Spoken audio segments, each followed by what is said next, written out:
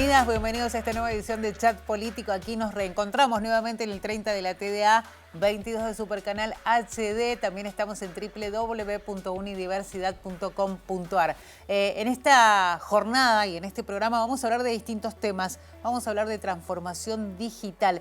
Una tarea que ya viene realizando la provincia de Mendoza. En más de una oportunidad hemos hablado o hemos tenido esa información que habla de la transformación digital necesaria para algunos sectores del Estado en la provincia de Mendoza. Pero bueno, hay que decir que hay una ley de transformación digital en la cual se está avanzando, que significa justamente mejorar ese plan de transformación digital del Estado en la provincia de Mendoza, con distintas áreas que obviamente van a ir sumando esta posibilidad con mejor tecnología y además con una tecnología que va a ir mejorando de manera constante para brindar un mejor servicio también a la población en general. Hay que tener en cuenta que a partir de esto va a ser mucho más fácil, por ejemplo, realizar algún tipo de trámite, no volver a insistir en tener que hacer un mismo trámite en las distintas dependencias que corresponden al Estado. Pero además de eso también se va a traducir en avances para los distintos sectores productivos de nuestra provincia, los sectores económicos.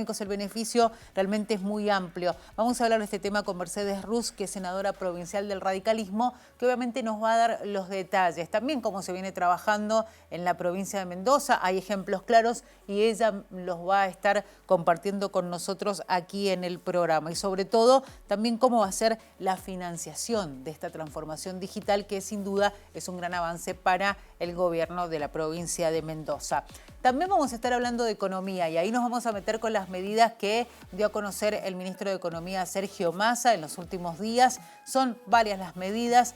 Muchos los beneficiados, lo vamos a decir así, porque se hablan de millones de personas que a partir de esta decisión política tiene como objetivo mejorar el ingreso, ¿no? Mejorar por ahí esas desventajas económicas que hay frente a una inflación que no deja de subir y a un panorama económico que todavía no logra equilibrarse. Bueno, hay que decir que las medidas se conocieron en los últimos días y no solamente es para sectores vulnerables, porque se habla mucho de los bonos que van a recibir la gente que recibe alguna asistencia por parte del Estado, de los distintos programas, sino también hay que decir, hay medidas que van a abarcar a los sectores productivos, refuerzos para, como decíamos, algunos programas sociales. Bueno, todo esto enmarcado en la necesidad que tenemos muchos argentinos y argentinas, que es básicamente mejorar nuestro poder adquisitivo.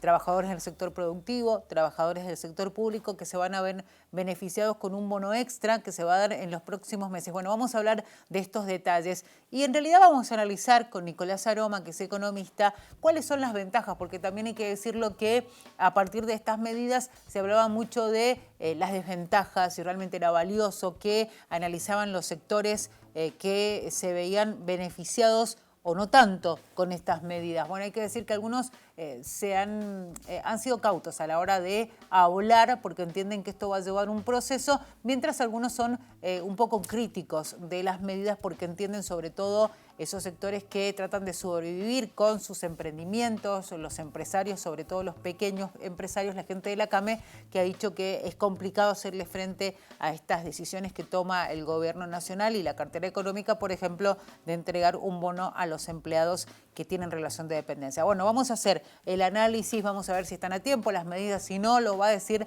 Nicolás Aroma con su análisis. Y por supuesto, también vamos a hablar del Fondo Monetario Internacional. Hubo acuerdo hace poco, si realmente esto es auspicioso para la Argentina, si nos da tranquilidad, qué significa y qué exige el Fondo Monetario Internacional a partir de este acuerdo que se logró no hace tanto tiempo. También vamos a hablar de inflación y lo vamos a hacer con la economista Celina Calore, que ella nos va a hablar un poco más de lo que nosotros padecemos a diario, digo, la economía y esto de la inflación, cómo nos afecta, cuáles son los planes que tienen los candidatos en caso de llegar a ser presidentes de la Argentina, cuál es el panorama económico que se van a encontrar y si en definitiva habrá un mejor panorama económico para el 2024. De todo eso vamos a estar hablando en el programa. Son temas que nos importan y nos preocupan a todos y es por eso que los traemos aquí a la mesa de Chat Político. Ya están todos invitados. Recuerden que en redes,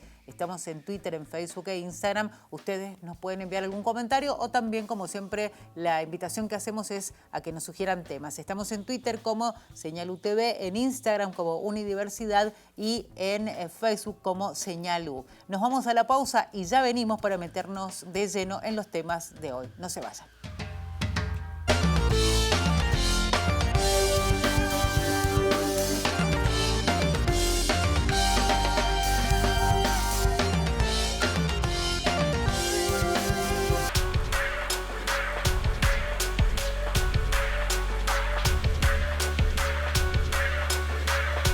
Bueno, aquí estamos en el 30 de la TDA, 22 del Supercanal HD, esto es Chat Político. Bueno, dijimos que vamos a hablar de la transformación digital, algo en lo que obviamente pretende avanzar la provincia de Mendoza. En tiempos en los que esta semana, estos últimos días, se habla ya de 5G a nivel nacional. En Acónigo estaba avanzando en lo que es el proceso de licitación para poder brindar este servicio que obviamente tiene que ver con los avances tecnológicos aquí en la República Argentina, y nos parecía interesante también hablar de la transformación digital ya en la provincia de Mendoza y este proceso que se viene haciendo en el ámbito público, ¿no? Vamos a hacerlo con Mercedes Ruz, que es senadora provincial del radicalismo. Nos parece muy importante hablar de estos procesos que lleva adelante la provincia y vamos a ampliar los detalles, vamos a saber de qué se trata, ¿no? Mercedes, ¿qué tal? ¿Cómo le va? Bienvenida. ¿Qué tal? Saludos, Claudia, y saludos a la audiencia. Bueno, lo decíamos, ¿no? Se viene dando este proceso de transformación digital que es necesaria para la provincia de Mendoza en el ámbito público, ¿no? Que uno por ahí inmediatamente piensa en esa transformación digital y nos parecía importante hablar de esta ley de transformación digital en la cual está avanzando nuestra provincia. Cuéntenos un poquito de qué se trata este proyecto. Bien, sí, como bien lo decías vos, es muy difícil postergar, ¿no?, la transformación digital del Estado, que es básicamente lo que abarca este programa, la transformación y la modernización del Estado, el poder ofrecer un mejor servicio también al ciudadano, porque a través de esta ley que se sancionó hoy, lo que se pretende es integrar todos los sistemas de todas las dependencias del Estado. Hablamos de instituciones educativas, de comisarías, de hospitales, bueno, de más de 2.000 dependencias del Estado, y con esto también que empiece a aplicar, ¿no?, el principio de solo una vez, de que al ciudadano no se le pueda exigir en una dependencia que presente una documentación que a su vez le generó otra dependencia del Estado, ¿no? Porque se supone que el Estado tiene que tener la documentación y la carga de esa documentación tiene que ser del Estado y no del ciudadano, ¿no? Ir deambulando por distintas oficinas buscando una documentación. Eso trae un beneficio directo para el ciudadano, pero además al, digamos, modernizar y restablecer toda la red, mudar hacia una red mucho más moderna, que es lo que posibilita esta ley, también se obtienen otro tipo de beneficios, como puede ser también incorporar la inteligencia artificial a distintos procesos del Estado. Nosotros conocemos bien el proceso del GEM, que es este sistema que vincula comunidad educativa y alumno, pero justamente con un mejor sistema lo que se prevé es incorporar también a los responsables parentales, el generar las alertas cuando se entienda que haya una trayectoria que puede estar en riesgo o en determinada vulnerabilidad. Bueno, se le van incorporando incluso a los sistemas vigentes y que han sido exitosos modalidades con el Internet de las Cosas o con inteligencia artificial para brindar un mejor servicio y también para que el Estado pueda tomar, al tener esta gobernanza de los datos integral, de forma interoperativa, mejores decisiones. Es sumamente importante. Estaba pensando mientras estaba respondiendo todas las cosas que se pueden mejorar, ¿no? Y además es un gran desafío porque esa transformación digital en la cual, hay que decirlo, ya la provincia de Mendoza está encaminada, porque hay ejemplos para citar, y usted bien lo hacía con el tema de en el área educativa, cómo se viene avanzando. También es un desafío importante porque es constante esa renovación y actualización. Eso también obviamente tiene que estar muy presente. Sí, tal cual. De hecho, la ley que hoy sancionamos incorpora una herramienta que es un fideicomiso que le permite justamente a la provincia ir adaptando estas contrataciones que hoy son muy difíciles, ¿no?, para la burocracia estatal. ¿Por qué? Bueno, porque justamente las tecnologías son exponenciales. Esto quiere decir que en corto tiempo se van actualizando y se van ampliando. Entonces se necesita una herramienta también dinámica, ¿no? Acorde a esta cuarta revolución, a esta revolución tecnológica, y que le permita a la provincia ir cambiando su hardware y su software e ir constantemente actualizándolo, ¿no? Nosotros veníamos de una arquitectura, de un sistema pensado desde hace 20 años, es lo que nos informaban justamente de la Dirección Informática de la provincia, y bueno, con esto en realidad se hace un giro de 360 grados en todo lo que tiene que ver con los sistemas y con esta pretensión, ¿no?, de ir de a poco modernizando el Estado y cada área del Estado.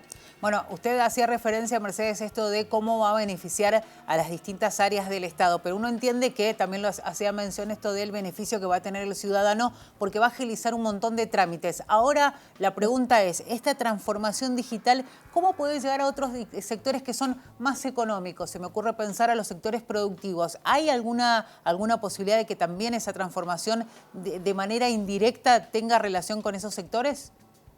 Sí, por supuesto. Cuando hablamos de la inteligencia artificial aplicada a distintos servicios del Estado, hablamos de un montón, a ver, es infinito la posibilidad de proyectos que se pueden llevar a cabo. De hecho, yo estoy trabajando en uno que tiene que ver con la detección, por ejemplo, de los daños después de una helada o de un granizo, Claro. a través de inteligencia artificial, a través de sistemas de fotos satelitales. ¿Esto por qué no?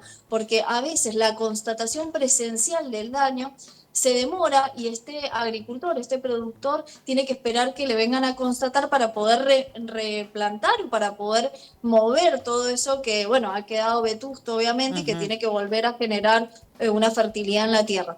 Bueno, todos estos procesos requieren de un sistema tecnológico y de redes modernas, ¿no? Si no modernizamos, si no tenemos un sistema, digamos, potencial, no se pueden aplicar estos desarrollos, ¿no?, que justamente la idea es que beneficien a los distintos sectores. Mercedes, hacía referencia usted al fideicomiso, ¿no? Que va a ser, entendemos, la manera en que se va a financiar este avance para la provincia de Mendoza, que nos parece también muy importante porque acorta tiempos, agiliza. Ahora la pregunta es, ¿cómo se va a generar ese recurso económico que va a ser parte de ese fideicomiso? ¿Solamente desde el Estado? ¿Los privados van a tener participación? Bueno, como el fideicomiso es un fondo, no solo puede recibir, digamos, fondos de convenios con organismos internacionales, como el BIP, que en otras oportunidades se ha hecho en la provincia de Mendoza. Mendoza es una de las pocas provincias en el país a las que el BID le ha dado préstamos, ¿no?, porque se entiende que es confiable y demás, y en materia tecnológica se buscan estos acuerdos con el BID. Pero además, en lo propio, la misma partida presupuestaria que estaba prevista para 2023, sin sumarle otros fondos, es la que va a constituir el fondo de este fideicomiso. ¿Por qué? Porque justamente al ser un fideicomiso, las contrataciones, las licitaciones, el contratar recurso humano se simplifica, ¿sí? Y esto hace que obtengamos un ahorro. Ese ahorro que ya lo han medido, porque ya han empezado algunas licitaciones, pues estamos hablando de un fideicomiso que ya estaba en ejercicio a través de resoluciones ministeriales y que hoy tiene un paraguas y una legitimidad a través de una ley. Bueno, ya tenían un ahorro de entre el 30 y el 40%. Sobre la misma partida del 2023. Entonces se estima que todo ese, digamos, recurso de ahorro se puede usar en mucha más modernización, en más proyectos, en más planes, ¿sí? A futuro, ¿no? Esto proyectivamente. Así que eso sería en cuanto a lo que integra, digamos, el fondo del fideicomiso.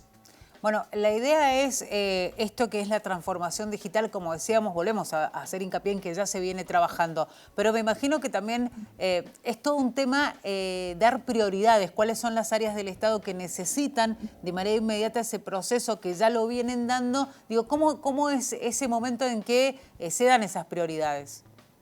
Bueno, claro, lo primero es, se va a cambiar toda la red. Se trabajaba con la red WAP, se va a cambiar a la red SD-WAP, ¿sí? Que es la última tecnología. Eso en todas las dependencias, pero hay un plan de prioridades, como vos bien decís. Lo primero es todo lo que tiene que ver con conectividad en las instituciones educativas. Esto es sumamente importante, lo vivimos en la pandemia, esta necesidad de la conectividad de las instituciones educativas. Con esta nueva red se entiende que se va a reducir la dependencia de muchas instituciones a una conexión satelital. que se va a mejorar y se va a multiplicar hasta en 10 veces la velocidad, ¿no? Y la calidad de esa conexión. Así que esto es sumamente prioritario y está como prioridad dentro de este plan.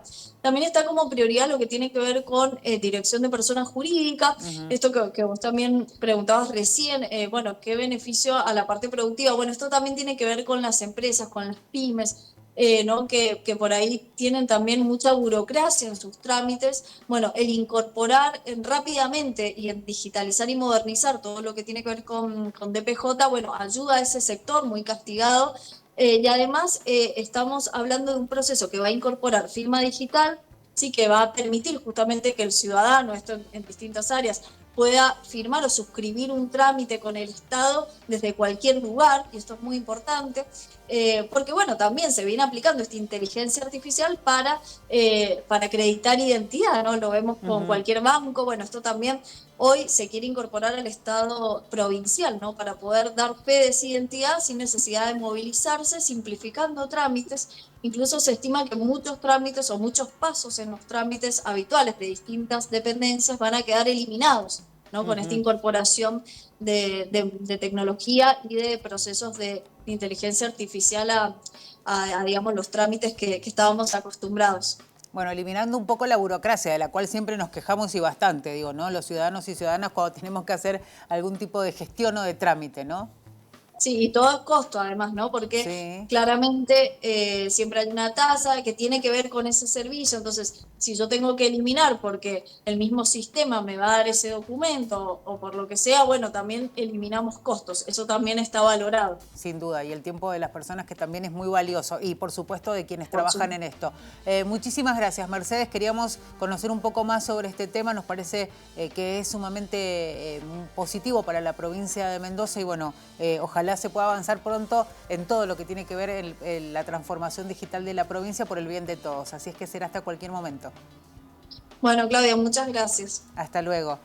Así pasaba Mercedes Ruz, que es senadora provincial del radicalismo, hablándonos de la transformación digital, la ley de transformación digital en la cual avanza la provincia de Mendoza y aportándonos aparte ejemplos muy concretos, ¿no? De cómo va a facilitar esta transformación digital, las herramientas que tenemos al alcance de la mano hoy aquí en la provincia de Mendoza, pero a la hora de hacer trámites, en eso lo traducimos, pasando en limpio, ¿no? A la hora de hacer trámites va a ser mucho más simple, nos va a demandar menos tiempo y hasta nos va a costar menos, que me parece que es también lo que estamos esperando todos. Nos vamos a ir a la pausa, vamos a hablar de economía hoy aquí en Chat Político después de las medidas que anunció el ministro de Economía, Sergio Massa, además candidato a presidente. Obviamente tenemos que hacer el análisis de estos anuncios que se dieron en los últimos días. Enseguida hablamos de ese tema con dos especialistas, así es que no se muevan, estamos en Chat Político.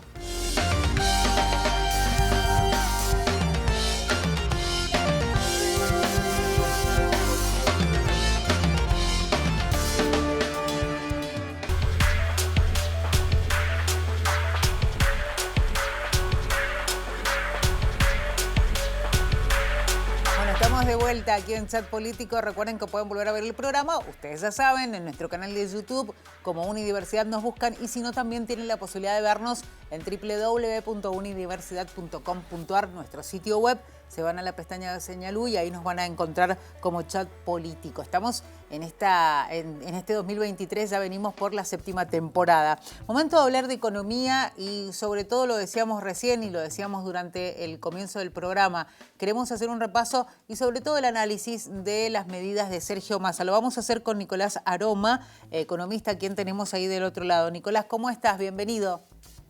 ¿Qué tal? ¿Cómo están? Buenas tardes. Bueno, lo más importante, digo esto, Nico, porque se hacían las primeras evaluaciones, eran, bueno, ¿qué tiene de positivo y si hay algo negativo en las medidas de Sergio Massa? Me parece que sos el indicado para contarnos. Mirá, me parece que hay que empezar por decir que las medidas vienen después de una devaluación, si se quiere, en parte bastante forzada por la situación de las reservas del Banco Central, el Fondo Monetario Internacional, ¿no? Que también imponía una devaluación, y bueno, el proceso electoral, ¿no? Entonces, bueno, en ese cimbronazo que implica para los precios esa devaluación, hay un traslado a precios directos que se siente y se sintió, digamos, en la economía argentina. Todavía estamos bajo esos efectos. Entonces las medidas vienen un poco para eso, para recomponer el nivel de ingresos de un sector amplio de la población. Por eso es que las medidas han afectado distintos sectores, monotributistas, jubilados, los que perciben algún tipo de asignación y demás, y también los salarios, porque venimos repitiendo que hay una carrera perjudicial entre inflación y salarios, donde los salarios siempre venían corriendo de atrás y han quedado muy desfasados para esa canasta básica que mensualmente tiene que afrontar una familia. Entonces, bueno, como lo primero que hay que decir es que las medidas son paliativas, son de contención, digamos, de todo ese sector, y son positivas en ese sentido. El tema es que quizás llegan un poco tarde, ¿no? Claro. Entonces ese sería el efecto negativo, digamos, de estas medidas. Nico, ahí estábamos repasando un poco en placa las medidas y bueno, uno de digamos, de los ítems o de los puntos de estas medidas estaba vinculada con 0% de aumento de combustibles hasta fines de octubre, principio de noviembre, y lo mismo va a suceder con medicamentos. Pero digo, también vos lo hacías referencia, hubo un aumento significativo, hubo una devaluación, ¿y quién garantiza que la gente tenga más plata en el bolsillo no genere ese efecto inmediato que es, bueno, la gente tiene más plata, aumentamos precios? ¿Quién garantiza que esto no va a suceder? Bueno, eso es lo más difícil. En un proceso como inflacionario desatado, digamos, nunca se terminan de anclar los precios, ni anclar las expectativas de que los precios van a seguir subiendo. Yo creo que te diría que ese es el punto más difícil de todos. Incluso es un punto complejo para armar un plan de estabilización general, digamos, ¿no? Es decir, bueno, ¿cómo yo defino que los precios van a frenar y cómo los agentes, empresarios, productores, consumidores, familias, creen que los precios no van a seguir aumentando? Entonces, te diría que ese es la dificultad de cualquier medida económica en este momento, que todo no se traslade inmediatamente a precio. Por eso a mí me gustaba insistir en algo. Hay dos puntos que lo veníamos recalcando aquí. Uno tenía que ver con que, ojo con creer que los precios ya estaban atado al blue todos. No, porque después cuando el dólar oficial devalúa, ¿no? Cuando se hace esa corrección, el impacto en precios es directo. Sí. Entonces los precios no estaban, ¿no? Como siempre por supuesto que están afectados por ese dólar libre que se llama, pero no estaban a ese valor. Y después también esto de que los salarios venían retrasados respecto de que, y por ejemplo, respecto de los márgenes de ganancia de muchas empresas, ¿no? Porque esto es lo que hay que poner también sobre la mesa, y ahí es donde entra a jugar cómo acuerda el gobierno con las empresas o las principales empresas alimenticias, de combustible, de energía, etcétera, de fijar precios, porque cualquier plan de estabilización, no solamente estas medidas, digamos, paliativas y de coyuntura, cualquier plan de estabilización te exige coordinar, ¿no? Y también frenar esos precios de acuerdo a los márgenes. Los márgenes de ganancia de las empresas no muestran deterioros. Los salarios sí. Bueno, entonces también tendrá que congelar durante un tiempo determinado, ¿no?, esas rentabilidades para que se acomoden otros precios. Ahí está la disputa, digamos. Y ahí está la dificultad, digo, ¿no? Porque también convengamos que el sector, aquellos que generan productos, digamos, tienen, y me quedo en esto que hacías referencia vos del tema del dólar oficial, que hubo una devaluación que decidió el gobierno nacional y hubo inmediatamente aumento de precios. Y aumenta el blue y también tienen el pretexto del aumento de precios. Entonces, ellos dan la sensación, más allá de que se lamentan constantemente, de que juegan a no perder nunca, mientras el poder adquisitivo de los trabajadores que tienen un ingreso fijo mensual son los que más pierden, ¿no? Claramente, pero planteémoslo hacia el futuro, ¿no? Porque estamos en periodo electoral y hay que plantearlo respecto de lo que también se está proponiendo. Ojo con, otra vez, caer en la tentación de creer que no, los precios ya se han devaluado, se han corregido, entonces cualquier plan de ajuste o de evaluación posterior que sea después del 10 de diciembre, por ejemplo, no va a tener impacto en precios. Bueno, no puedo creer en eso realmente, porque después pasa que hay una devaluación y todos los agentes ajustan rápido, ¿no? Entonces se traslada a precio de manera inmediata, aunque se hubieran trasladado por expectativas, por dólar blue, etc. Entonces, bueno, eso también hay que tenerlo en cuenta para lo que viene. Hablemos de las retenciones para las economías regionales, porque también se hacía un análisis y, por ejemplo, ayer la información era, la gente del campo decía vamos a ser cautelosos, vamos a esperar a ver cómo es el impacto, primero de la devaluación pospaso y después de estas medidas de masa. ¿Cómo entendés que pueden tomar los sectores productivos que van a estar abarcados por estas medidas? Mira, al sector productivo le beneficia de manera total, porque una empresa que exporta ganó por la devaluación del dólar oficial, un 20% de manera inmediata, y a su vez se le acumula la quita de retenciones.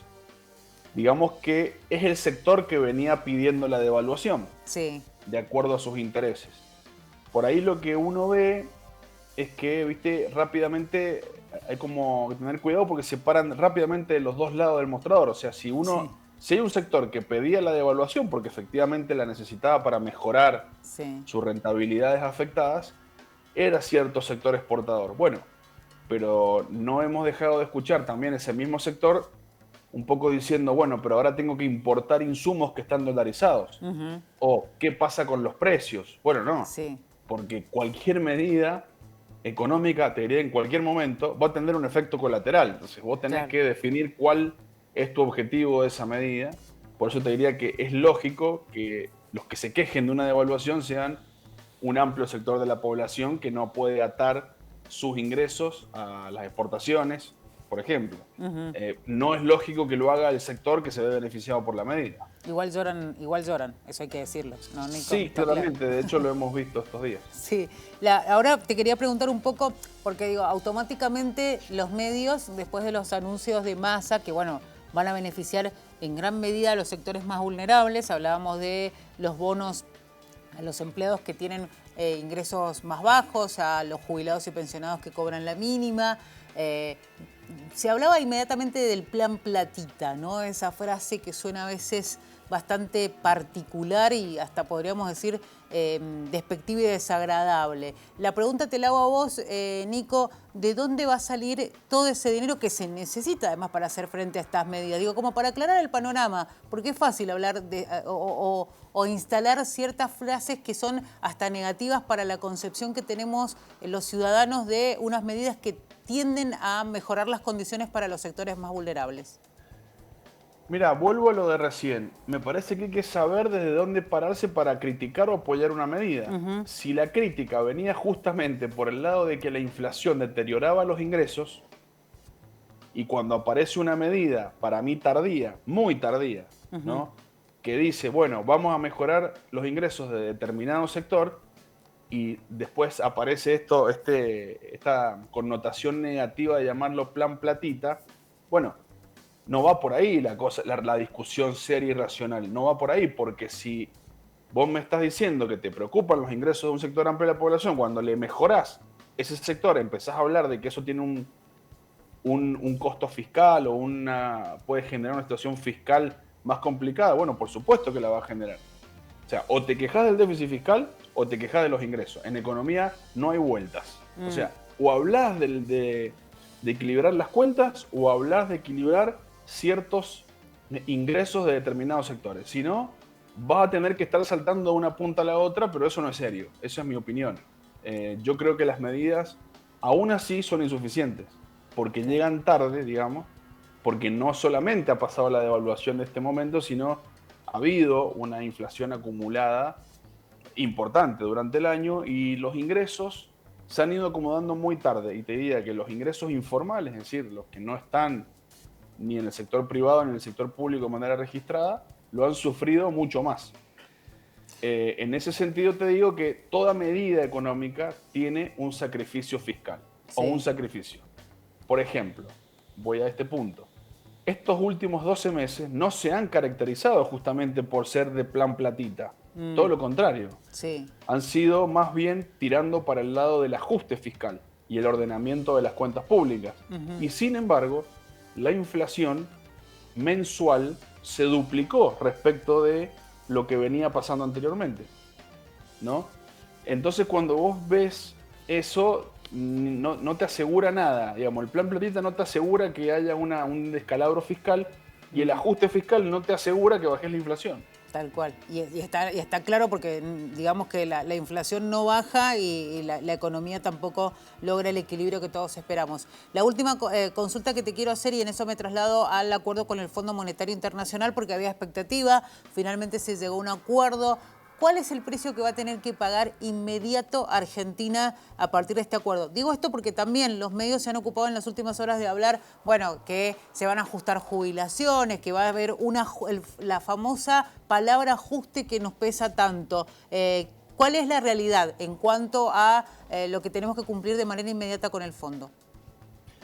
Mira, cualquier acuerdo con el fondo que se logre en estos términos ya es negativo, digamos, porque ya estamos metidos dentro del acuerdo general, porque en realidad tampoco podíamos no hacerlo, porque ya estábamos condicionados con el endeudamiento. El problema con el FMI es entrar, básicamente. Sí. Ahí aparecen todas ya las situaciones, porque después siempre negociás en debilidad de condiciones. Entonces es muy difícil que Argentina se lleve algo positivo de eso. Entre eso, era importante que, de hecho lo fue la semana pasada, que el Fondo Monetario permitiera o habilitara ya el desembolso de 7.500 millones de dólares. ¿Para qué? Para liberar a Argentina de un default o tener que ir a buscar a otros lugares esos dólares para pagarle al fondo. Entonces, por lo menos nos dio cierto aire en este contexto. Por supuesto, sigue intentando imponer ciertas medidas fiscales que no le veo, o sea, no terminan teniendo un resultado positivo porque, como te dije, los últimos 12 meses, si bien hemos incumplido con las cuestiones del fondo, han sido de ordenamiento de las cuentas públicas y bastante fiscalistas. Y sin embargo, la inflación se duplicó. Sí. Entonces, tampoco es que garantizás, ¿no?, cumpliendo con sus recetas, que la economía se estabilice y que se le ponga fin a un tema tan complicado como la inflación. Así que bueno, hoy con el fondo se hace lo que se puede, se busca el menos peor de los resultados, pero claro, no podemos esperar mucho más de eso. Tal cual, y hay que cumplir. Nico, muchísimas gracias, como siempre, por este rato con nosotros. Seguramente te vamos a volver a convocar para seguir hablando de economía. Es un placer poder, digamos, compartir sobre todo los conceptos, que los tuyos siempre son mucho más claros y nos hacen entender mejor la economía. Muchas gracias. Bueno, hasta luego. Saludos. Así pasaba Nicolás Aroma, economista, hablándonos de las medidas, haciendo el análisis, ¿no? Lo dijo bien Nicolás Aroma, esto de que las medidas llegan, tienen obviamente su lado positivo, pero llegan tarde. Me parece que todos nos quedamos con esa frase de Nicolás Aroma. Vamos a seguir hablando de economía, pero nos vamos a meter con lo diario también, ¿no? Porque se viene en algunos días más el dato de la inflación, los datos de la economía diaria, que son realmente importantes, y de eso vamos a estar hablando después de esta pausa. Estamos en Chat Político, ya regresamos.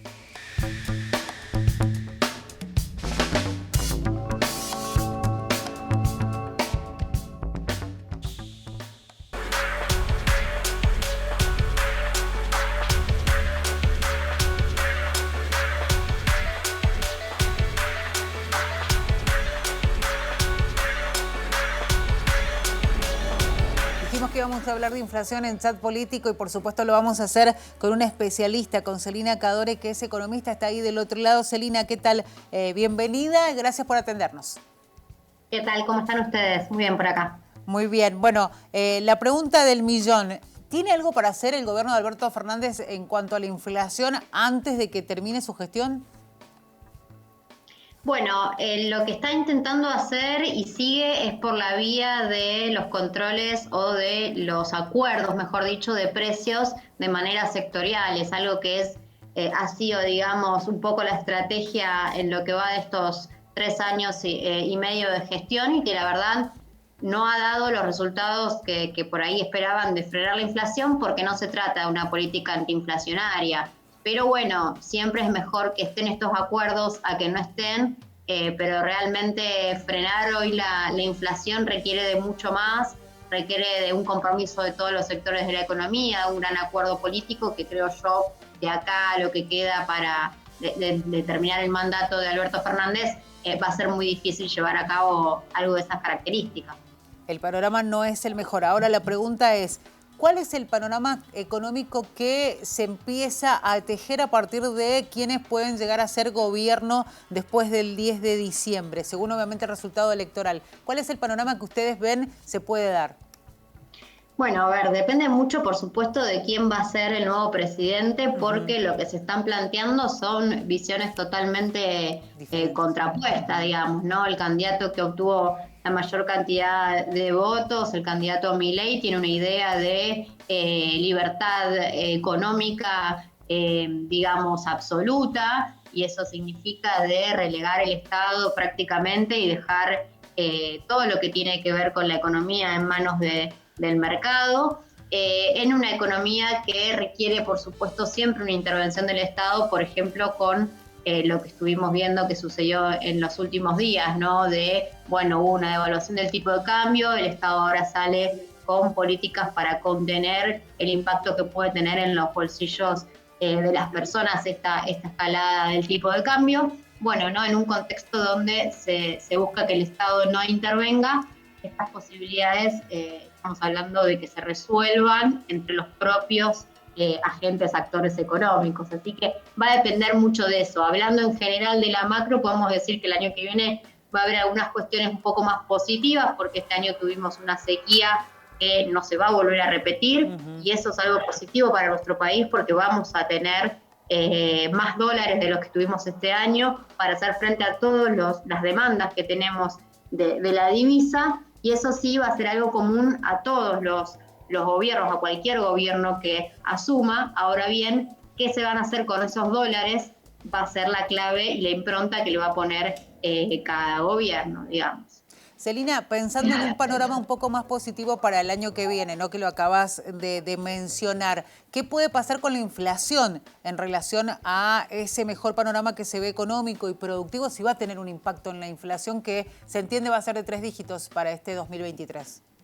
Cualquier gobierno que asuma va a tener que afrontar en primera medida la cuestión inflacionaria. Ese es el problema más acuciante que tiene la economía, por supuesto, justo junto a la falta de dólares, pero hoy en día la inflación es lo que está de algún modo limitando en general la economía argentina. Digamos, esta distorsión de precios que tenemos, de variaciones muy por encima del 100% interanual, hace que sea muy difícil la planificación, sea muy difícil prever qué va a suceder, y eso por supuesto trae un riesgo asociado y una incertidumbre para también todo el sistema productivo, ni hablar los que quedan del otro lado, que tienen ingresos fijos, que hacemos malabares para llegar a fin de mes. Entonces, ese va a ser el problema inicial que va a tener que afrontar cualquier, digamos, gobierno que asuma, de cualquier color político,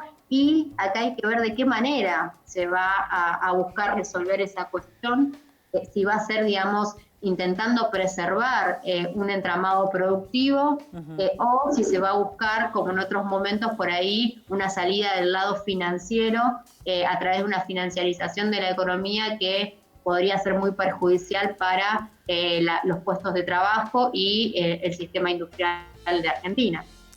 Celina, analicemos un poquito esta noticia que se conoció hace algunos días, que es el ingreso como invitado de Argentina a los BRICS. ¿Cuál es el impacto económico? Porque mucho se hablaba también de lo geopolítico, pero evidentemente en cuanto a lo económico, ¿cuáles son los beneficios o no de esta nueva noticia, digamos?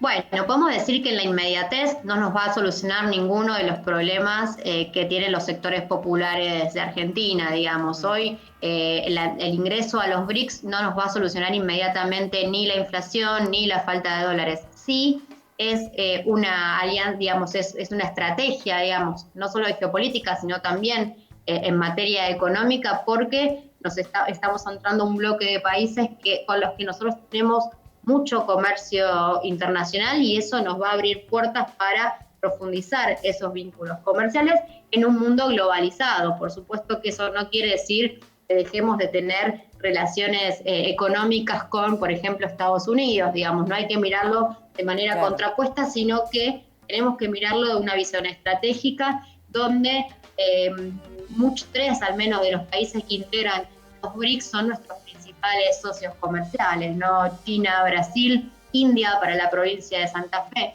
con lo cual ahí se abren puertas y es la verdad que es una buena noticia y es saludable que tengamos la posibilidad de participar de ese bloque de países, también en lo que tiene que ver en las posibilidades de financiamiento para nuestras inversiones, no solamente, digamos, el comercio de bienes y servicios, sino también pensar en financiamiento. Sabemos que China nos ha ayudado, digamos, nos ha dado una gran mano en poder pagar con yuanes parte de un vencimiento con el Fondo Monetario Internacional.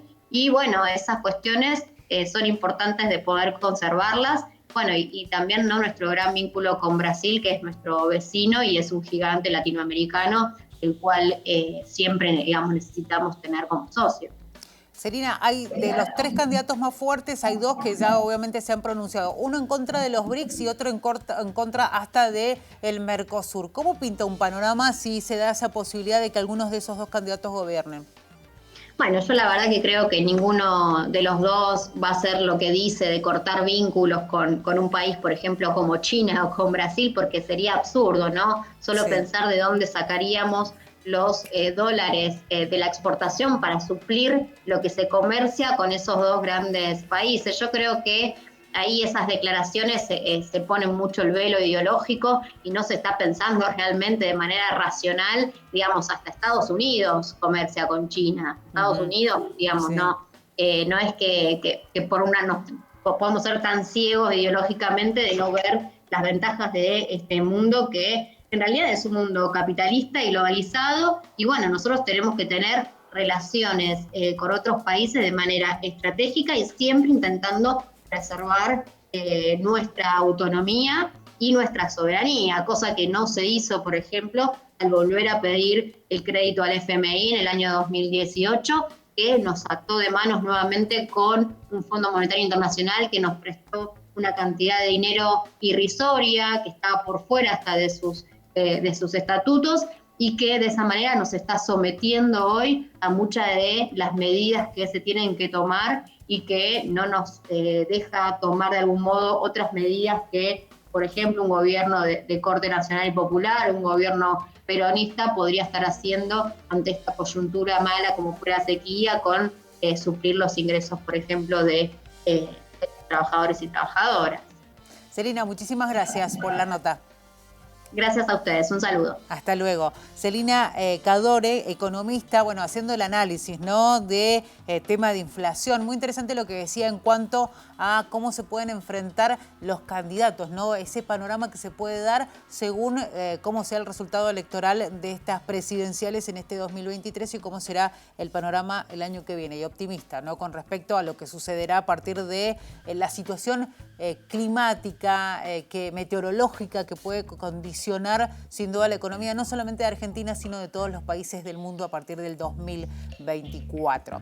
Con esto nos estamos despidiendo ya de esta edición de Chat Político. Muchas gracias por haber estado ahí del otro lado y ustedes ya saben, si quieren volver a ver el programa, lo pueden hacer a través de nuestro canal de YouTube en Unidiversidad y si no también en nuestro sitio web. Y por último repasamos las redes donde nos pueden proponer temas si quieren que sean tratados aquí en Chat Político. Estamos en Twitter, en Facebook y también en Instagram. La despedida entonces, que tengan una buena jornada, será hasta la próxima.